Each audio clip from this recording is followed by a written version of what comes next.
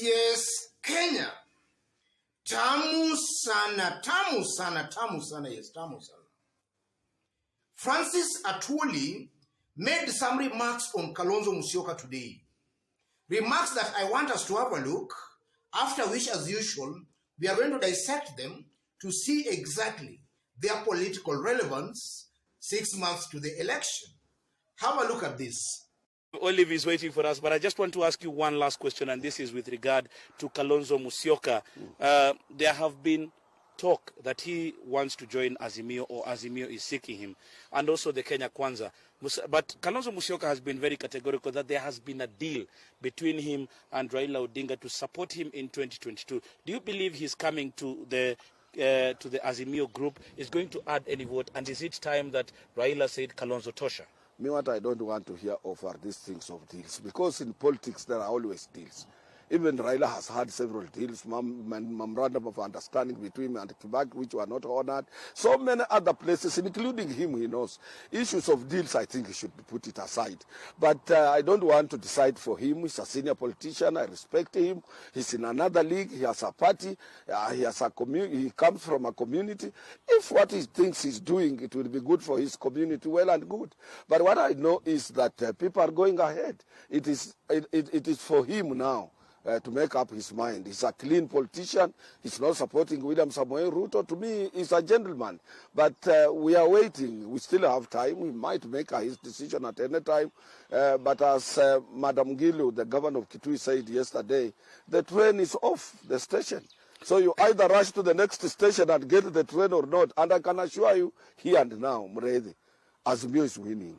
Well, Olive, that is Kotu Secretary General Francis Atwoli. But the longer version of this interview is going to be in our subsequent bulletins, where he'll also speak about what is in store for workers. Remember, 1st May is fast approaching. Olive. Yes, that's Francis Atwoli earlier today. And from that speech, Francis Atwoli is cleverly and politely telling off Kalonzo Musyoka over his demands on Raila Odinga some few days ago. We know that some few days ago, Kalonzo Musyoka tabled some demands on Raila Odinga. And he wanted those demands to be part of his negotiations with Raila Odinga.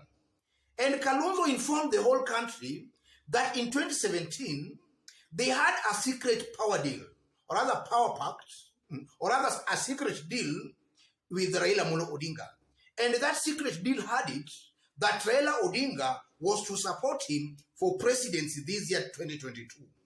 So Kalonzo wanted that to be part of his negotiations with Raila Odinga. Atwoli is just cleverly and politely telling him off. And I know Atwoli is trying to be polite to Kalonzo Musyoka for some reasons. And I'm going to explain that in this video. And from those remarks again, I might be tempted to agree with Francis Atwoli. Because largely if you look at all these top politicians, there is no politician who has never betrayed one another. All these politicians, at one point in time, they have betrayed one another. In 2013, Uhuru Kenyatta and William Ruto betrayed Musalia Mudavadi. In fact, we were told they were to support Musalia for the presidency, only for them to turn and say that Madimoni. And we were meant to believe that it was William Ruto who prevailed on Uhuru Kenyatta not to support Musalia Mudavadi for the presidency. That was in 2013.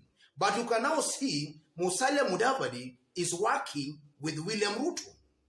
And then in 2002, Mwai Kibaki betrayed Raila Odinga. And then in turn, Raila also betrayed him by walking out from his government, or rather on his government. So you can now see, that was in 2002, you have seen 2013.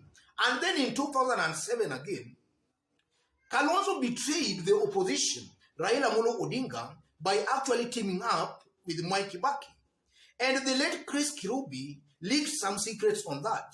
Kirubi, in some interview, revealed that Kalonzo in 2007 had a secret deal with Mwai Kibaki, that he was going to join Mwai Kibaki after the elections. So Kalonzo had to cut ways, or rather to part ways with Raila Amolo Odinga, he contested for the presidency, knowing fully well already had a secret deal to join Mwai Kibaki after the elections.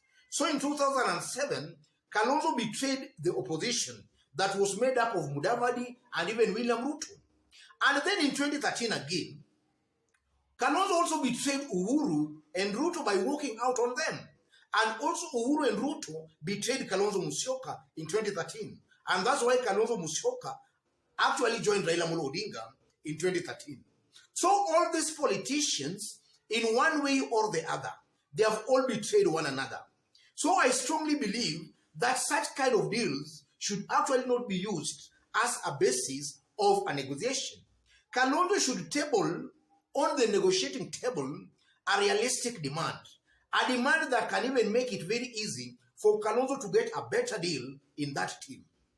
But if he's now saying he wants to be supported for the presidency, then that's just a joke. And that has the potential of Kalonzo Musyoka being seen as a nuisance or as a joker by the Azimio team. And the implication of that is that the Azimio team is just going to ignore him. And the moment Azimio team ignores Kalonzo Musyoka, then Kalonzo's value is automatically going to reduce. In fact, if Azimio ignores Kalonzo Musyoka, it means they shall have locked their doors on Kalonzo Musyoka. So that will reduce Kalonzo's value even of getting a better deal with William Ruto. Because now he will only be having one option of working with William Ruto. So he will be going to William Ruto with the Ruto's terms and conditions. And that will make Kalonzo not even get a better deal with William Ruto. So from where I see, for Kalonzo to get a better deal, or rather the best of a deal, he should table some realistic demands on the negotiating table, I mean. But now to insinuate that he wants to be supported for the presidency, Kalonzo is actually biting more, or rather chewing more than he can actually swallow. And then also as Kalonzo continues to speculate, his value is also actually diminishing. Because Raila's side, Azimio, is actually going on with their campaigns. William Ruto and his team, they are also going on with their campaigns. And I know as they campaign, they are sharing power, same to William Ruto. So Kalonzo making his mind, or rather making a decision late, he will just find all these teams have shared maybe power. As the new team shall have had their lineup, same to William Ruto. So it will be very hard for Kalonzo Musyoka to get top positions in both camps, because already these two camps shall have sealed the deal. Because from where I see, I don't think Raila's team is waiting for Kalonzo Musyoka to make up his mind before actually they can share power in that team of theirs. Same to William Ruto. They are going on with their business. So it's best for Kalonzo, or rather it's better for Kalonzo Musyoka to make up his mind in good time. As the negotiations are still going on, that's the best time for Kalonzo Musyoka also to present himself on the negotiating table for him to get a better deal. But if he continues speculating, then I'm seeing Kalonzo Musyoka getting a raw deal from both camps.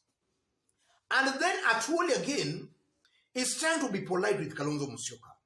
And you know, Atwoli is a very fiery personality.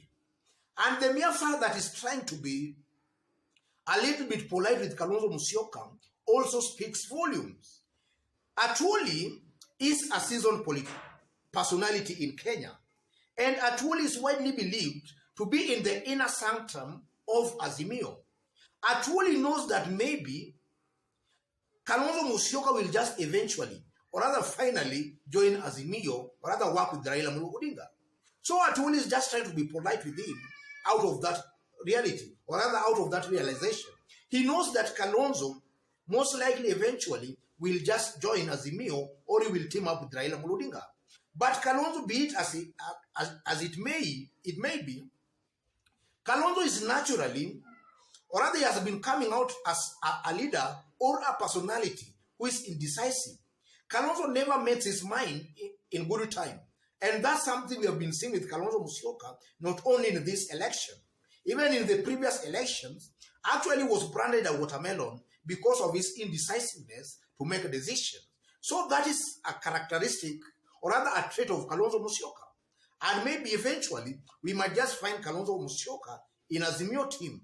And that can explain why Atwoli is trying to be a little bit nice on Kalonzo Musyoka. And then again yesterday, Raila was in Machakos. And if you look at the kind of attendance, or other people who turned up for Raila's rallies, and the kind of joy, let me put it that way, the kind of joy that was witnessed yesterday in Machakos also speaks volumes. And there were very strong aspirants who actually declared in broad daylight that they are campaigning for Raila Amolo Odinga. And such aspirant is Whiter. This one going for Machakos gubernatorial seat. The CAS who just recently announced that he was, or rather he resigned from government and is now going for Machakos gubernatorial seat.